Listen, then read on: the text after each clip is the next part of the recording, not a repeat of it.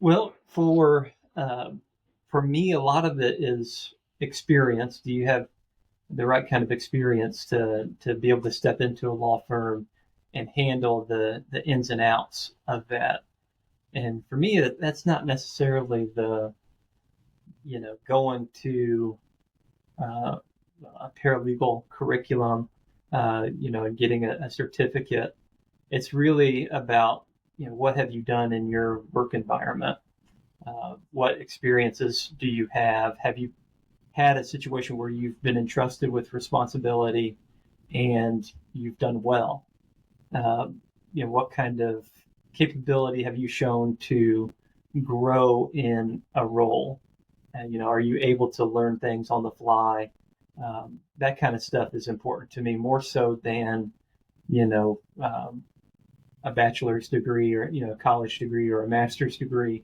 That's not as important to me as just being able to do the job. Um, and so somebody that has experience with, managing people, managing projects, that's more important to me than, somebody that got straight A's or A's and B's in college. Yeah, and it's interesting too. You've had the experience and capability now to have gone through this process a few times. And I suppose we should clarify right now, at least my thought process is talking about hiring a team member, not necessarily an attorney. I think that would be a little Right. bit different discussion.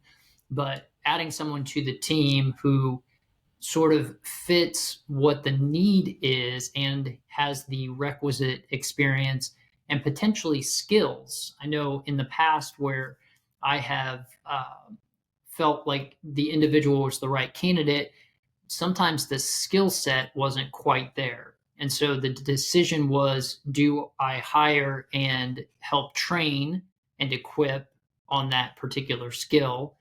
Or is this not going to be a good candidate at this time because that particular skill wasn't there? And that could be any part of the puzzle. One of the most basics that I've seen and experienced, and maybe you saw this as well, is, do you know how to type? And that's a big deal in what we do because we spend so much time inputting data into computers. And I think there's lack of training on that front now in the school systems, and you're seeing that in the candidates that you see. So kind of a silly example, but ultimately very important for what we needed in those scenarios. And that skill set may or may not have been there.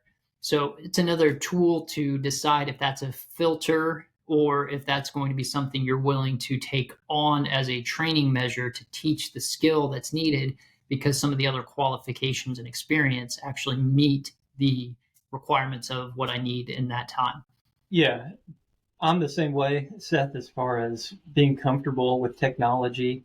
It's more important to me that you be comfortable with technology and adapting to the processes that we're continuing to develop in my law practice, um, rather than, having worked for an attorney for 20 or 30 years and now you just want another job. I kind of want somebody that's able to adapt to the technology changes that are coming, that are so exciting, that we talk about all the time on the podcast. Um, so you got to kind of have the wherewithal to be able to deal with those changes. So that, yeah, that's definitely an important qualification. It's more than just like a skill set. It's kind of underlying a skill set. You can develop the skill set, but if you're comfortable with technology, you can develop it from there.